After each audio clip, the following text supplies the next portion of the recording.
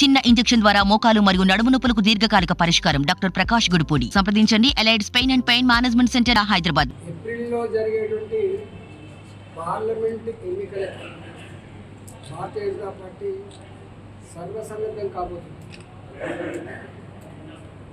ఈ రాష్ట్రంలో ఉన్న 17 పార్లమెంట్ స్థానాలకు క్లస్టర్లుగా ఏర్పాటు చేసుకొని 5 క్లస్టర్లుగా ఏర్పాటు చేసుకొని ఒక్కొక్క క్లస్టర్కి అనుభవం కలిగినటువంటి నాయకులు ఇన్ఛార్జ్ చేసుకుంటారు.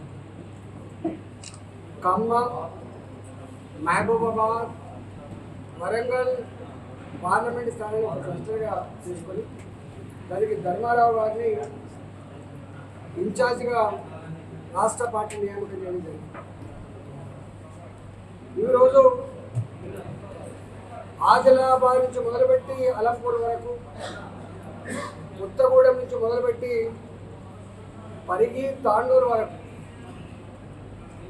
ఈ జిల్లా ఆ జిల్లా అని తేడా లేకుండా, ఈ కులము ఆ కులం అని తేడా లేకుండా, చివరికి పార్టీలతో సంబంధం లేకుండా, జెండాలతో సంబంధం లేకుండా మోడీ గారినే గెలిపించాలనేటువంటి మాట వస్తారు.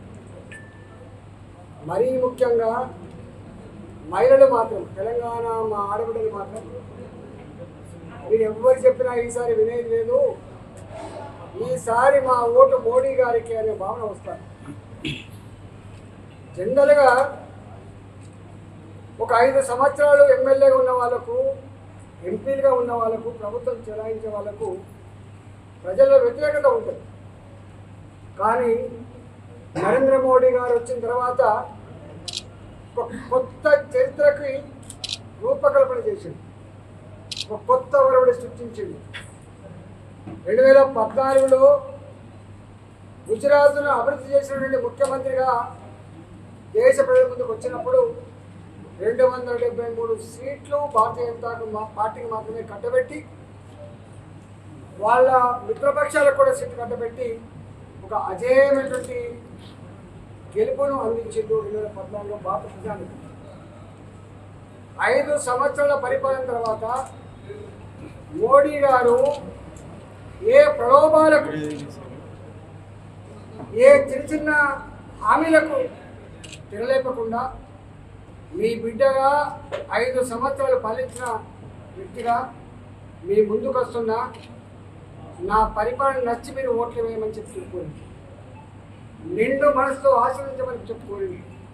కోరితే 303 సీట్లు ఇచ్చి, భారతీయ జనతా పార్టీకి మాత్రమే 303 సీట్లు ఇచ్చి, మిత్రపక్షాలు కూడా గెలిపించుకొని ఇవాళ భారత ప్రజానీకానికి ఒక గొప్ప విశ్వాసాన్ని కలిగించిన వ్యక్తి నరేంద్ర మోడీ. అవి 6 హామీలుగా చలామణి అవుతున్నాయి, కానీ కొన్ని వందల రకాల హామీలు ఇస్తున్నాను. ఒక మహిళకి ఇచ్చిన హామీలో కూడా ఉంది. మాజీ ఆర్థిక మంత్రిగా, ఈ రాష్ట్ర ఆర్థిక వ్యవస్థ గురించి సమగ్రమైన అవగాహన వ్యక్తిగా, గతంలో కేసీఆర్ గారు కూడా ఇచ్చిన హామీల అమలు సందర్భంగా మంత్రిగా పనిచేసిన వ్యక్తిగా నాకు అనుభవం ఉన్నది. ఇవాళ అంత పెద్ద గొప్ప ముఖ్యమంత్రి అని చెప్పుకునే కేసీఆర్ గారే రుణమాఫీ చేయలేకపోయిండు. కేసీఆర్ గారే ముఖ్యమంత్రి ఉండగా నిరుద్యోగ వృత్తి ఇవ్వలేకపోయిండు, డబుల్ బెడ్రూమ్ కట్టించలేకపోయిన చరిత్రలు చూస్తూ ఉన్నాం. కాబట్టి సంపద పొగలేన ముఖ్యమంత్రి, మనసుంటే మార్గం ఉండదా అని చెప్పిన ముఖ్యమంత్రి, దళితుల కోసం పుట్టినని చెప్పి దళిత బంధులు ఆవిష్కరించిన ముఖ్యమంత్రి, బీసీల కోసం బీసీ బంధు తెచ్చిన ముఖ్యమంత్రి, ఇవాళ ఎట్లా ఎలకల వారిలో మనం చూసినాం. ఇవాళ ఇది ఆర్థిక వ్యవస్థ, ఇదంతా మాటలతో నడిచేది కాదు, సోషల్ మీడియాలో ఏదో ప్రచారం చేసుకుంటూ అయ్యేది కాదు, చెయ్యూపినంత మాత్రం వచ్చేదా ఆస్కారం లేదు.